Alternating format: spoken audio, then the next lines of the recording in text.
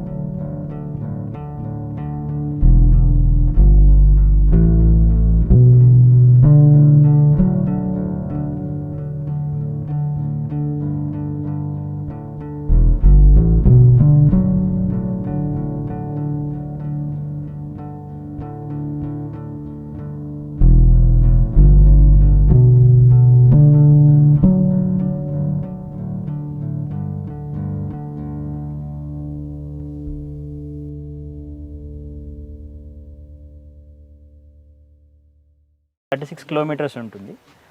మనం general safari కాకుండా tiger stay package అయితే ఇంకా ఎక్కువ డ్యూరేషన్ ఉంటుంది.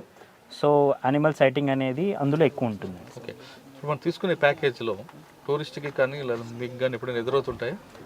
అవుతాయండి, ఛాన్సెస్ చాలా ఎక్కువ ఉంటాయి. మనకి లాస్ట్ వీకే అరౌండ్ ఈవినింగ్ 4 to 4:30 ఆ టైంలో టైగర్ అనేది సైటింగ్ అయినదండి. జనరల్ సఫారీ వాళ్ళకి సైటింగ్. ఓకే సార్, లోపలికి వెళ్ళిన తర్వాత ఎప్పుడైనా సడన్గా అవి ఎదురే అనుకోండి, మనం ఏ విధంగా రెస్క్యూ చేయాలి? మా వరకు ఫారెస్ట్ స్టాఫ్ వరకు టైగర్ వన్స్ కనిపించేసరికి చాలా హ్యాపీగా ఫీల్ అవుతారు. అంటే వాళ్ళ సర్వీస్లో టైగర్ చూడడం అనేది చాలా అదృష్టంగా భావిస్తారు. ఏ విధంగా అంటే టైగర్ రిజర్వ్లో పనిచేస్తూ టైగర్ చూడడం అనేది చాలా రేర్ ఆపర్చునిటీ. సో దాన్ని వాళ్ళు చాలా అదృష్టంగా భావిస్తారు. మోస్ట్లీ టైగర్ అనేది షై యానిమల్. ఒకవేళ అది మనకు తారసపడినా కూడా అది మనం డిస్టర్బ్ చేయకుండా ఉన్నంత వరకు అది కూడా సైలెంట్గా ఉండి చూసి వెళ్ళిపోతుంది.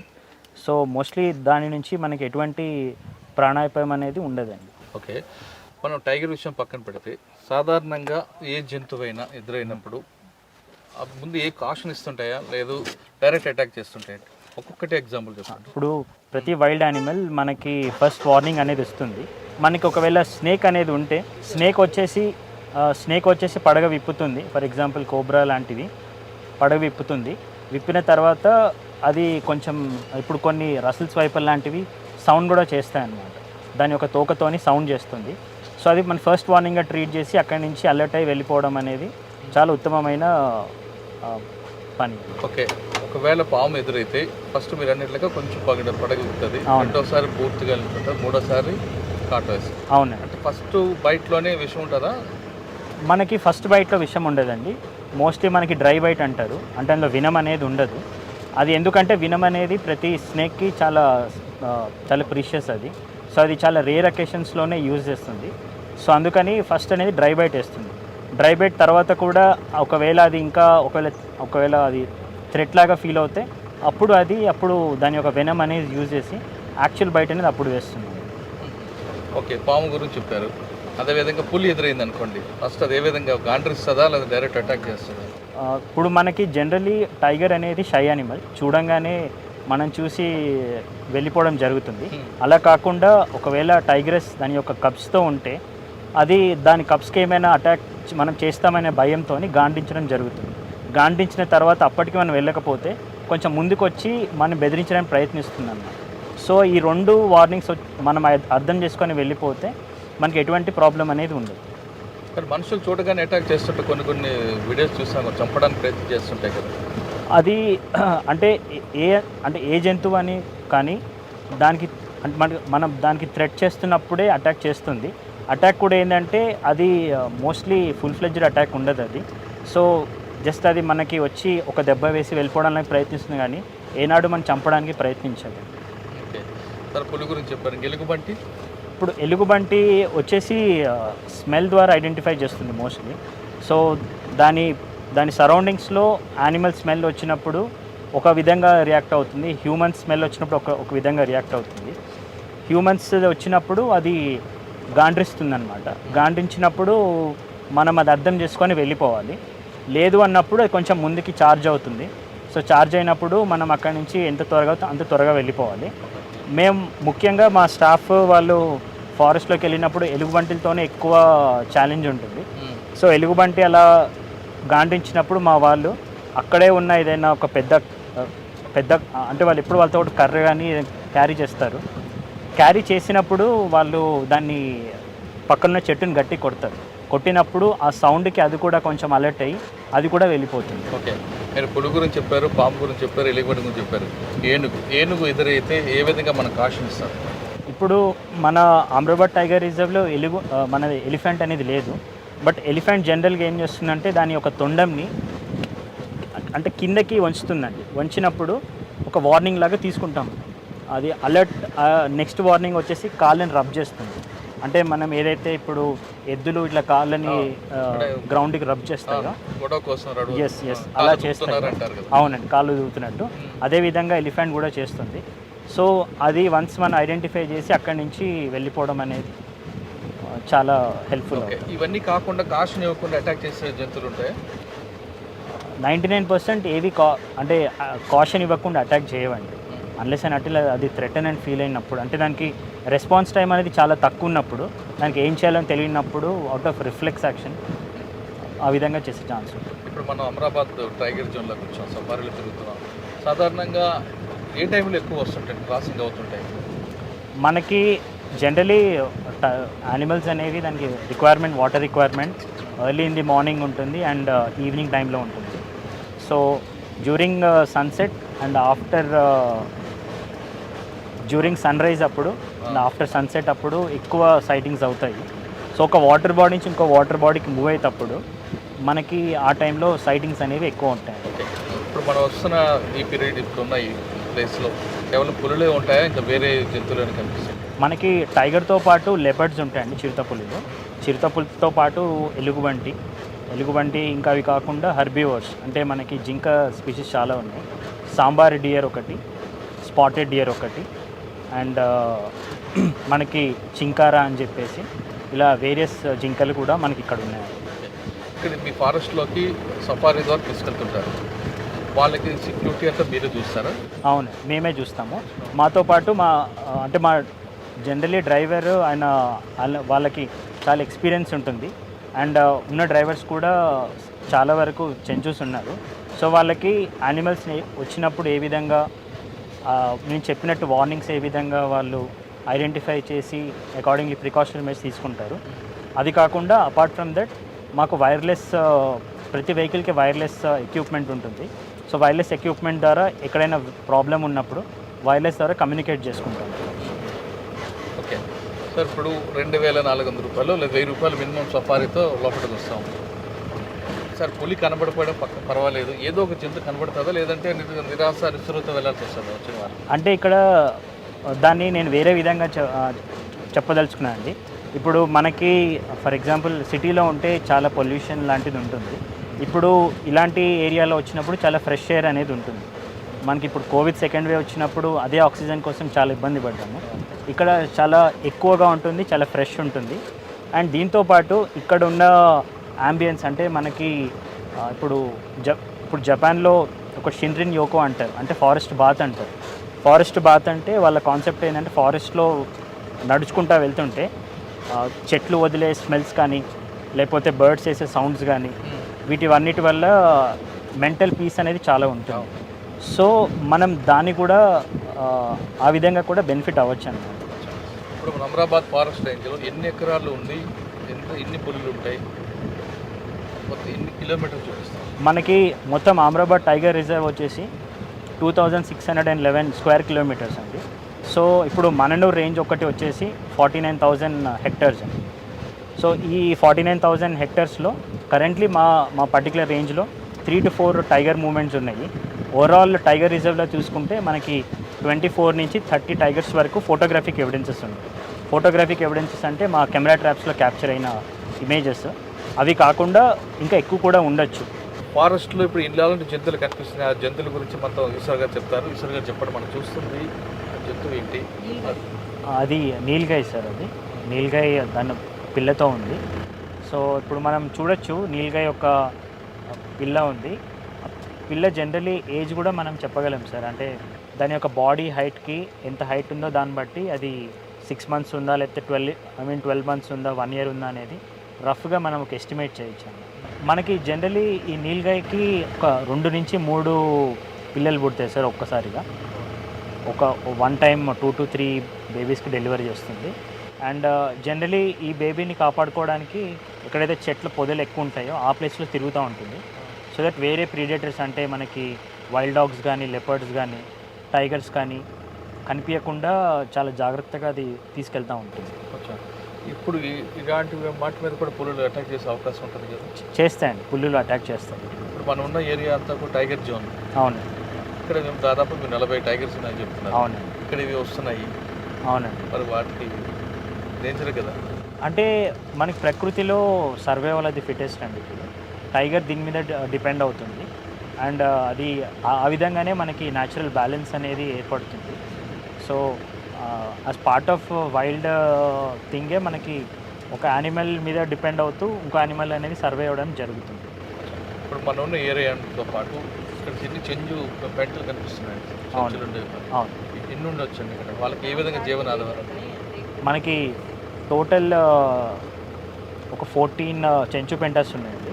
ఓకే. ఈ చెంచు పెంటలో మనకి డిఫరెంట్ పాపులేషన్ ఉంటుంది. మనకి చిన్న పెంట సైజ్ తీసుకున్నా కూడా మనకి ఒక 15 to 20 మెంబర్స్ ఉంటారు. మనకి మ్యాక్సిమం ఒక 90 to 100 మెంబర్స్ ఉన్న ఒక చెంచు పెంట కూడా ఉంది. అప్పాపూర్ అనే పెంటలో మనకి 90 to 100 మెంబర్స్ అనేది అక్కడ మనకి ఉంటారు. వాళ్ళని బయటకు తీసుకురావడానికి ఏర్పాటు చేస్తుంటారా, లేదా వాళ్ళకి రావడానికి ఇష్టం ఉందా లేదంటారు? వాళ్ళకి అంటే ప్రస్తుతానికి వాళ్ళకి over the period of time వాళ్ళ జనరేషన్స్ చదువుకోవడం చేయడంతో పాటు వాళ్ళకి అవేర్నెస్ పెరిగి వాళ్ళకి బయట ఉండే బెనిఫిట్స్ వాళ్ళకు కూడా కావాలనే ఉద్దేశంతో వాళ్ళు కూడా వాలంటరీగా ముందుకు వచ్చి వాలంటరీ రీలొకేషన్లో భాగంగా వాళ్ళు కూడా ఇప్పుడు బయటకు రావాలని ఆలోచిస్తున్నారు. ఇప్పుడు ఈ టైగర్ పాయింట్ నుండి మనం వ్యూ పాయింట్ ఎంత దూరం ఉంటుందని అక్కడ ఏం కనిపిస్తుంటుంది? ఇప్పుడు ఇక్కడ నుంచి దాదాపుగా మనకి ఒక 2-3 కిలోమీటర్స్లో వ్యూ పాయింట్ రీచ్ అవుతాం. ఈ వ్యూ పాయింట్ అనేది మనకి ఒక ఎడ్జ్ నుంచి ఎడ్జ్ నుంచి కింద వ్యాలీ పార్ట్ అంతా కనిపిస్తుంది. ఆ పర్టికులర్ ఎడ్జ్ వ్యూ పాయింట్ నుంచే మనకి రుసుల చెరువు అని ఒక బ్యూటిఫుల్ లేక్ ఉంటుంది. సో మన ఆ లొకేషన్ నుంచి కూడా చూడొచ్చు. ఈ పర్టికులర్ వ్యూ పాయింట్ అనేది మనకి సన్సెట్ అప్పుడు, సన్ రైజ్ అప్పుడు చాలా అద్భుతంగా ఉంటుంది. సో చాలామంది కేవలం ఈ వ్యూ పాయింట్ చూడడానికి చాలా దూరం నుంచి వస్తూ ఉంటారు. సో ఆ విధంగా మనము ఇక్కడున్న వ్యూ పాయింట్ని ప్యాకేజీలో భాగంగా అవన్నీ తిప్పుతారా? అవునండి, ప్యాకేజ్లో భాగంగా తిప్పుతారు. జనరల్ సఫారీ వాళ్ళు కూడా ఈ వ్యూ పాయింట్ వరకు వచ్చి ఇక్కడ నుంచి మళ్ళీ అదే మనం నల్లమల్ల ఫారెస్ట్లో ఉన్నాం. నల్లమల్ల ఫారెస్ట్లో ఇక్కడ ఎలాంటి జంతువు వచ్చినా ఆఫీసర్కి పూర్తిగా తెలుస్తుంది. ఇక్కడ నీటి కోసం జంతువులు వస్తుంటాయి, ఏ సమయంలో వస్తాయి, ఏ విధంగా ఉంటాయి అనే విషయాన్ని ఇక్కడ సీసీ కెమెరా ద్వారా చూస్తుంటారు. అక్కడి నుండి ఆఫీసర్ చెప్పగానే వాటి మీద ఎవరు దాడి చేసినా లేదా వాటికి ఏమైనా హాని జరిగితే వెంటనే అలర్ట్ అవ్వడానికి ఇక్కడ చుట్టూ సిబ్బంది ఉన్నారు. వాళ్ళతో పాటు ఇక్కడ మహిళా బీట్ ఆఫీసర్స్ కూడా ఉన్నారు. వీళ్ళు ఏ విధంగా అడవిలో బీట్ చేస్తుంటారు, వాళ్ళకున్న కష్టాలు ఏంటి, నష్టాలు ఏంటి విషయాల్ని వాళ్ళతో పాటు ఇక్కడ ఉన్న ఆఫీసర్ గారు ఉన్నారు, ఆయన అడిగి మరో తెలుసుకుందాం. సార్ నమస్తే అండి, రవి గారు. ఇక్కడ ఈ నల్లమల్ల ఫారెస్ట్లో మనకు కనిపిస్తుంది ఒక చిన్న వాటర్. అది ఇక్కడికి పులులు కానీ మిగతా జంతువులు కానీ వచ్చినప్పుడు ఈ సీసీ కెమెరా ద్వారా మీకు తెలియడం వల్ల జరిగే లాభం ఏంటి, దానికి వాటితో పాటు ఎవరైనా దాడి చేస్తే మీరు ఎంతసేపు టైంలో రెస్క్యూ చేసుకోవడానికి వస్తుంటారు సో చెప్పండి. నమస్కారం అండి. మొదటగా ఇది టైగర్ రిజర్వ్లో అంటే అన్ని టైగర్ దీన్ని ఈ సర్వేలెన్స్ అంటారండి. ఫస్ట్ టైం మొదటిసారిగా మా డిఎఫ్ఓ గారి చొరవతో, మా డిస్ట్రిక్ట్ ఆఫీసర్ చొరవతో మొదటిసారిగా మేము దీన్ని ఇంట్రడ్యూస్ చేస్తున్నాం. ఇది స్పెషల్గా తయారు చేసింది సిమ్ బేస్ అనమాట. ఫస్ట్ టైం ఏ సీసీ కెమెరాలో కూడా సిమ్ బేస్ లైవ్ కెమెరాస్ వచ్చేది ఇవి లేవు. ఫస్ట్ టైం మేము మోడల్ తయారు చేసి ఫస్ట్ టైం ఇక్కడ ఇంట్రడ్యూస్ చేస్తున్నాము. ఇది ఎలా వర్క్ చేస్తుందంటే సిమ్ కార్డు పక్క నెట్వర్క్ ఉన్న ఏరియాలను వర్క్ చేస్తుంది అనమాట. ఇప్పుడు ఉన్న ఫ్రెంచ్ విలేజెస్ దగ్గర ఫారెస్ట్కి దగ్గర ఉన్న విలేజెస్ నుంచి ఇక అందరు ఇటు నుంచే లోపలికి వచ్చి పోతున్నారు కాబట్టి ఎవరు వచ్చినా ఏం జరిగినా మొత్తం చూడడానికి మాకు లైవ్ మేము ఇక్కడ ఫిట్ చేస్తాము. ఒక పోల్ సహాయంతో లైవ్గా ఫిట్ చేస్తాము. ఇది ఒక్కసారి యాక్టివేట్ అయిన తర్వాత మొబైల్లో ఒక యాప్ ద్వారా మేము దీన్ని మానిటర్ చేస్తుంటాం. ఇక్కడ ఏ ఎనిమల్ మూమెంట్ వచ్చిందో సెన్సార్ ద్వారా ఆటోమేటిక్గా రికార్డ్ చేసి మాకు లైవ్ వితిన్ సెకండ్స్లలో మాకు లైవ్ నోటిఫికేషన్ ఇస్తుంది అనమాట. ఏమంటే మేము దాన్ని ఓపెన్ చేసి చూసుకుంటే ఇక్కడ ఏ ఎనిమల్ వచ్చిందా, లేక ఎవరైనా మనుషులు ఎవరైనా వచ్చిరా, ఇతర ఎవరైనా వస్తారా, ఏమైనా హంటింగ్ చేయడానికి వస్తారా, వేరే వస్తారో మాకు ఏమంటే తెలిసిపోతుంది అనమాట. వితిన్ మేము ఒక 5-10 మినిట్స్లో మేము ఇక్కడ రీచ్ అయిపోతాం.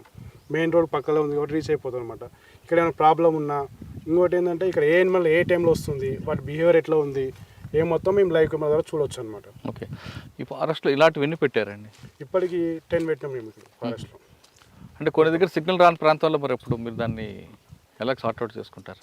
అంటే ఇక్కడ సిగ్నల్ వస్తుంది, కొంచెం డీప్కి వెళ్తే సిగ్నల్ రాదు. అంటే మెయిన్ ఏంటంటే సార్ ఇప్పుడు విలేజెస్ నుంచి లోపలికి ఎవరైనా ఎంట్రీ కావాల్సింది. కాబట్టి మేము విలేజెస్ చుట్టూ మా బౌండరీస్ ఎక్కడెక్కడ ఉన్నో అక్కడే పెడుతున్నాం అనమాట. అప్పుడు మాకు ఈజీ అర్థమవుతుంది లోపలికి ఎవరు వస్తారు, ఎవరు పోతారు, ఏ ఎనిమల్ ఎక్కడ పోతుంది. విలేజ్ ఫారెస్ట్ నుంచి విలేజ్లోకి ఇప్పుడు దాడులు జరుగుతుంటాయి కదా, ఏ ఎనిమల్ బయటకు వస్తుందా, ఏమొస్తుందో మాకు ఈజీ ఐడెంటిఫై అయిపోతుంది. నెక్స్ట్ మేము దాన్ని బట్టి ఏం చేయాలో మేము నెక్స్ట్ దాన్ని డిసైడ్ చేస్తాం. దీనికి ఆడియో కూడా పెట్టడం వల్ల ఉద్దేశం ఏంటండి? ఆడియో అంటే సార్ ఇప్పుడు మేము సడన్గా మేము ఇక్కడ ఉన్నాం, మాకు సిగ్నల్ లేదు, దీని ద్వారా మాట్లాడితే మా ఆఫీసర్కి ఏమైనా తెలిసిపోతుంది. ఇక్కడికి వచ్చి మాట్లాడొచ్చా? మాట్లాడవచ్చు. మేము ఇక్కడ ఉండి మేము యాక్టివేట్ చేసినప్పుడు సార్ మనం ఇప్పుడు మాట్లాడే మొత్తం రికార్డు అక్కడ మా ఆఫీసర్లు అందరూ చూస్తారు అనమాట. ఓకే, ఈజీగా మెసేజ్ పాస్ అవుతుంది అనమాట. మేము వెళ్ళాలి అక్కడ పోయి మళ్ళీ వాళ్ళకి చెప్పాలి ఏం అవసరం ఉండదు. మేము ఇక్కడ వచ్చి మీకు ఈ లొకేషన్లో మాకు ఈ ప్రాబ్లం ఉంది, మాకు ఇది కావాలని చెప్తే ఇమీడియట్గా అక్కడ నుంచి రెస్పాండ్ వస్తుంది. అచ్చా, ఇది పెట్టిన తర్వాత ఎన్ని యానిమల్స్ మీకు ఇది రికార్డ్ అయ్యండి? ఎక్కువగా ఏది కనిపిస్తున్నాయి? ఎక్కువ హెర్బియోస్ వచ్చినాయి.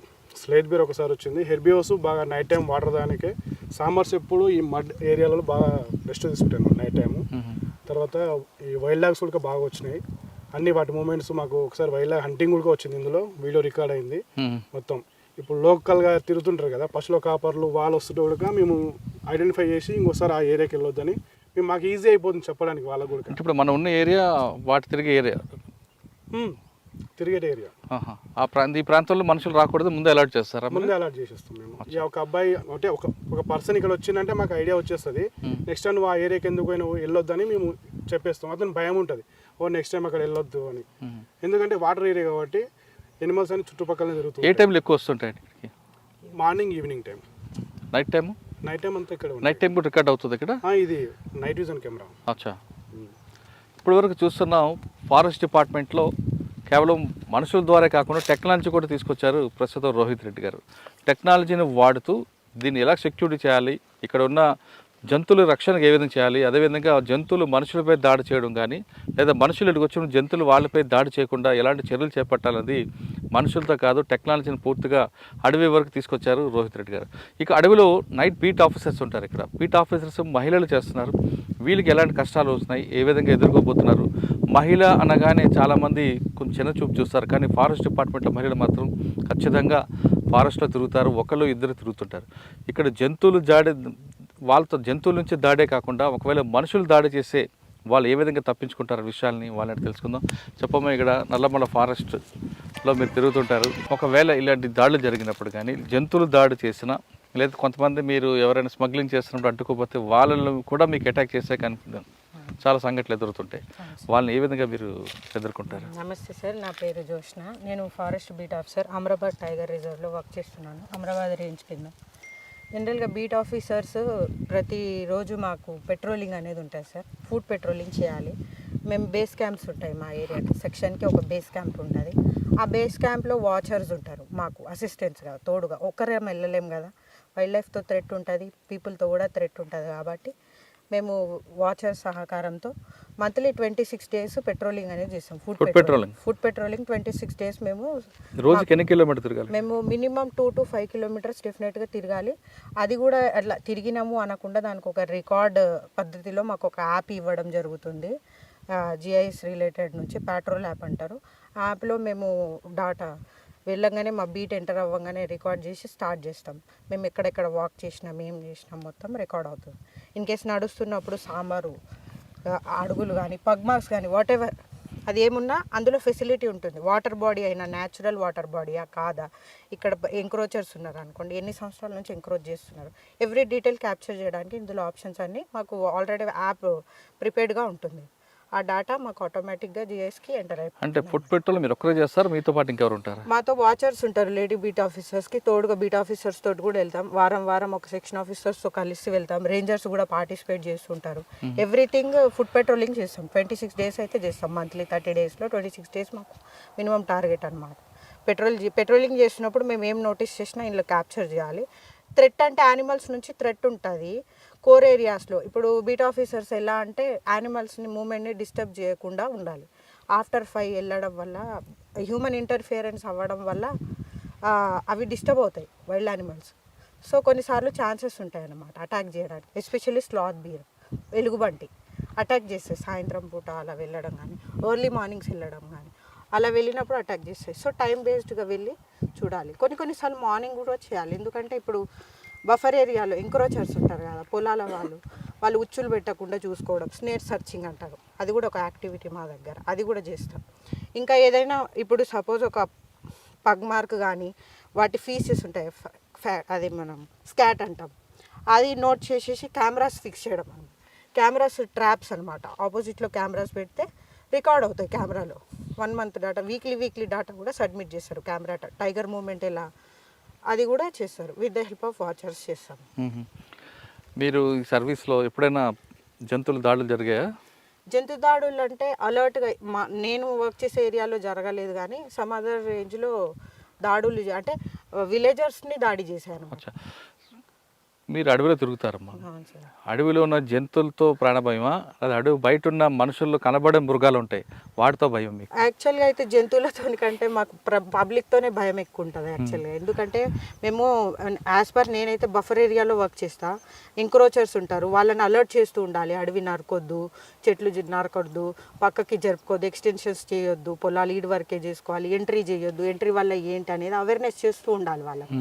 సో దానివల్ల కూడా వాళ్ళకు ఒక అవగాహన చేస్తుంటే, మేడం రెగ్యులర్గా తిరుగుతుంది, ఏం చేయొద్దు, వేటకు వెళ్ళొద్దు అట్లా అనేసి ఒక భయం ఉంటుంది అన్నమాట. రెగ్యులర్గా వాళ్ళకి ఒక ఇంటరాక్షన్ మనం క్రియేట్ చేసుకోవాల్సి.